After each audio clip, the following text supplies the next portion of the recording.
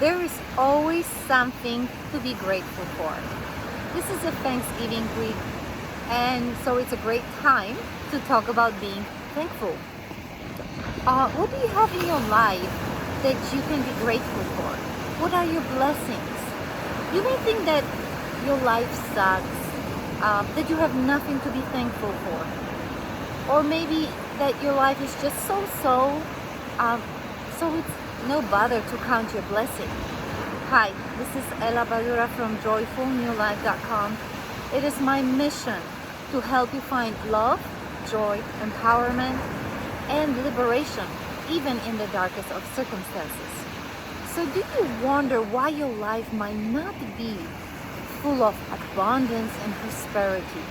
Why you're not wealthy, joyful, full of love? Why are you sick, hurting, or suffering in any ways?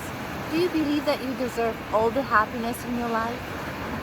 It has a lot to do with truly feeling grateful for what you have, what you do, and what you are. I am sitting here at this most beautiful beach for me at the Emerald Coast, and I am so thankful for everything that has ever happened and is happening right now, for every person that I have ever encountered, for every life lessons that every person, place, and situation has taught me. It wasn't always like that. I was bitter, resentful toward people that hurt me. I felt guilty and blamed myself for causing others pain and hurt. I didn't know how to appreciate things. It all changed, and as I speak to you today, I can tell you that I am thankful for everything, even the seemingly bad things that have happened to me. And I can see the good even in the darkest of moments in my life. And I hope that you can find it in your life too. There is so much of abundance in our life, but majority of us are blinded to it. We complain, we disregard blessings, take things and people for granted. We think bad things, expect the worst to happen, rehearse in our heads the worst case scenarios, prepare in our heads mean conversations that we will have with other people that make us angry, for example. We speak harsh words to our family members, to our sweetest children. When I hear an impatient or worn out parent yell to her child, "Shut up! What are you, stupid?" I feel like crying for both that child and that parent. Children are the biggest blessings, the best teachers, the most accurate mirrors reflecting back on us. Children are honest, unless you teach them otherwise, of course. What about your parents? Sometimes it's hard for you to see that they are one of the biggest blessings for you, especially when they hurt you, rejected you, embarrassed you, or dominated you. You are their child for a reason. You were born into that particular family for a reason, to overcome obstacles, to learn to love others unconditionally. I hated my father, you see. For me, he was nothing but an alcoholic and a loser. It took me so many years to see what gifts he brought for me in life. And I love him so much right now. I'm so grateful for him, for the role that he had played in my life. I wish I could tell him this, but he had died 26 years ago. And my last words to him were, "I hate you. You make me sick, embarrassing. It would be better for us if you were dead." I will never have a chance to take back those hateful words and to let him know how much I love him, how much I am thankful for what he has taught me. He made me stronger. He made me handy with all sorts of things. He made me capable, brave, appreciating today and every single moment, loving unconditionally, forgiving, understanding, and many more things. He was my gift, and I didn't see it. What gift do your parents bring to you? Believe me, there is a basket full of gifts. You just may not be able to see it. What about your siblings, your husbands, wives, other family members and friends, your neighbors, even strangers? Each person is an angel in disguise. Each person plays a role in your life. Some play a lovely roles. They are the heroes of your story, and some play villains. But each person is a blessing to us. It's a teacher to us. It is easier for us to love heroes. It is much harder to love the villains. Let me challenge you. Find in each person every gift that they gave you just by being in your life. Appreciate them. Be grateful for the lessons that they have taught you. Send them love, blessing, and forgive them if they need to be forgiven. Or just embrace them for being the most wonderful people in your life. What about your health? Or even a disease that you can be grateful for? Since I can remember, I had stomach pain, stomach issue. I was diagnosed with so many things, put on so many medications, but nothing was solved for decades. I had a chronic conditions, but I am grateful for it. You know why? I started watching what I eat. I became a vegetarian. I cook light for years and years right now. I eat natural foods, avoid processed and heavy things. I don't need to take any medication. I just need to be gentle to my digestive system and to my body, of course. I pay a hefty price for eating heavy, rich, beautiful food, or drinking anything other than water or herbal teas. But I think of all the benefits of my healthy diet, and I don't even want to go back to feeling heavy, bloated, uncomfortable, sleepy, or not having energy. Maybe you suffer heart issues. Maybe you're a diabetic, have fibromyalgia, or even cancer. How did your illness change your life, your lifestyle? How can you be grateful? How can you be grateful where your sickness has taken you? I know that you can find things to be grateful for. What about your home, place that you live in? Can you be grateful for having a roof over your head, a warm bed that you can sleep in, or a place to sit down to enjoy your meal? Even a small corner in someone else's house to call home for now.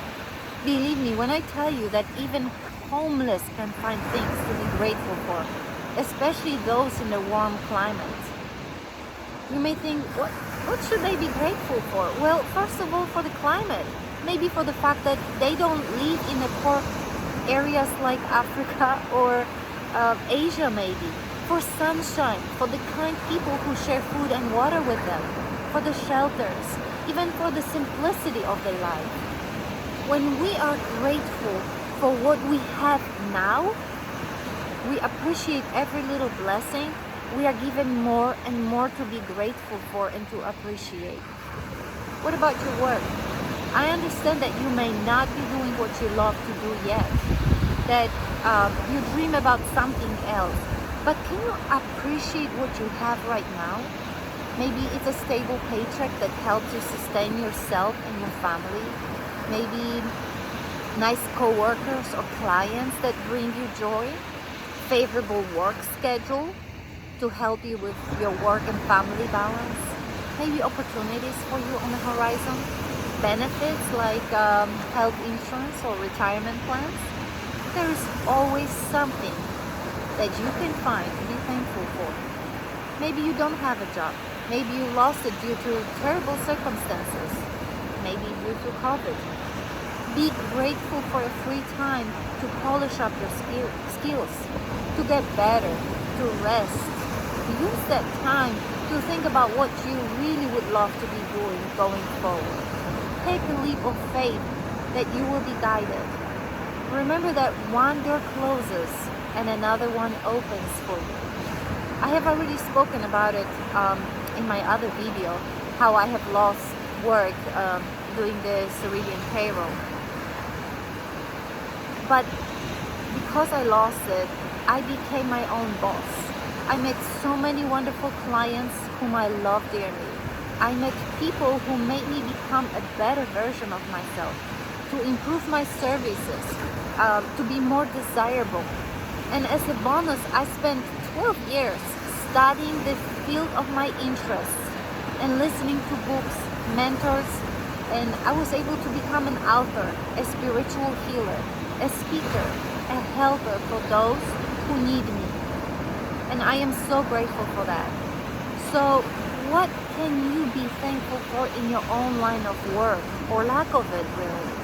I am sure that you have plenty of blessings. What about things you have? Things you accumulated. Can you be thankful for them? You know, my friend Nancy shared a story with me about a man who drove an old car on a 4-lane road. And as he was standing at the traffic light, a person with a brand new car stopped right next to him. And the man in the old car is thinking, oh, I wish I had a new car.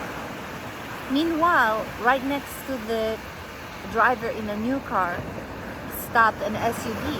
And the person in the new car was thinking, oh my gosh, I wish I could have that SUV. And right next to the SUV guy came a nice shiny sport car. And the guy in the SUV is thinking to himself, oh, if I could only have that sport car. The guy in the sports car noticed a jet flying above the head. And he's thinking to himself, I wish I could have jets.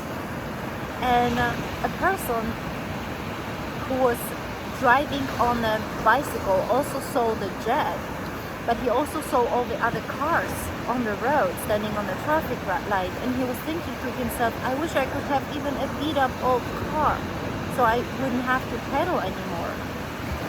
And a person that was standing on the bus stop saw a man on the bicycle thinking to himself, I wish I had a bicycle. And the person who got out of the bus, started walking toward his home, was noticed by another person sitting on the balcony above and thinking to himself, I wish I could walk. So you see, you have it all. We all have it all. We just do not appreciate it. We do not notice it. We're not grateful for what we are, what we have, and what we do. We are always wishing for something that we don't have, and that is our biggest problem. Just be grateful for who you are, what you have, what you do every single day, and the more and more things will come to you that you can be grateful for.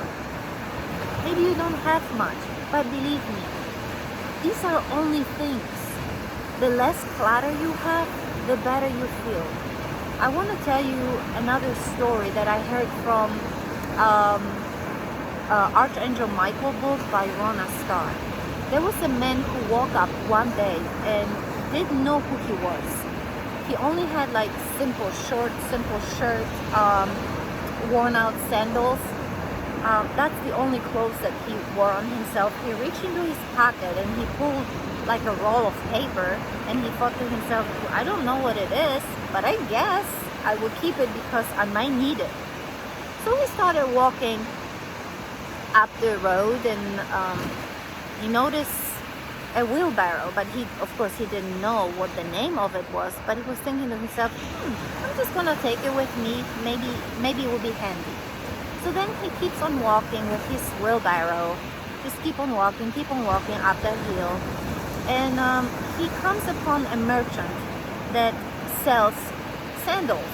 And he's looking at the man and he tells him, you know, your sandals are pretty worn out. They're not fashionable. They're old. Let me show you the sandals that I am having here for sale. So he's showing the man his fancy new shiny sandals, and the man's like, okay, well, maybe I can take it with me. So the man is like thinking, the merchant is thinking, well, he's such an easy sell, why don't I sell him more? So he's like, you know what, you need more than one pair of new sandals. You need sandals for special occasion, and you need sandals for work and you need sandals for other occasions. So he sold him 4 pairs of sandals. So he's giving him the sandals and he's expecting the payment. And our man in the story is looking at him. He doesn't understand what the merchant wants from him. So the merchant shows him the money. And then the man realizes that he had the same kind of things in his pocket. So he pulls out the roll, he pays the merchants, puts the sandals in the wheelbarrow. He puts a brand new pair on his feet. They are not as comfortable, but the merchant told him that they are fashionable, that everybody should be wearing them. So he continues up the road on his journey, and he comes upon another merchant. And this merchant sells shirts. He's like, you know, you're wearing old, worn out shirt. Why don't I just give you new fashionable shirts? And you will need plenty of them. So the merchant sold him shirts. Another merchant sold him shorts. Neither the shirts nor the shorts were as good fitting as his old one. He put the old one in the wheelbarrow along with the new merchants, and he keeps on pushing that cart up the road. And he comes upon another merchant who sells food. So he buys food, and he's just so satisfied in his stomach that he wants to have more and more of it. He keeps on going more and more to the merchant to purchase the food. And the merchants became very friendly with him, and he gave him advice. You know what, if I were you, I would keep an eye on that wheelbarrow of yours with all that merchandise that you have there, so no one steals it from you. Of course, the man doesn't know who he is, what's happening. He doesn't understand it, but he knows now he has to be fearful for losing what he has just purchased. And he's just pushing that wheelbarrow up that hill that he's walking on, and he notices a man, almost naked man, crying, sobbing at the side of the road.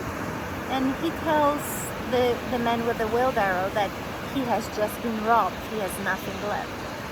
And the man with the wheelbarrow says, you know what, I have sandals, I have shirts, I have shirts, let me give you some. So he did. The same happened with the next person he found along the way. And so with each time he gave something away, his wheelbarrow became lighter and lighter, and he was able to walk up that hill with relief, because he didn't have to push so much stuff up the hill. And then it came to a point where he just decided to give everything that he had, put on his old sandals, his old shirt, and his old shorts on, gave away the wheelbarrow. His worry was gone away, and he felt like giving was the most thing that he could do, because he no longer had to carry all that burden up the hill. So the message of the story is like, give to other people what they need.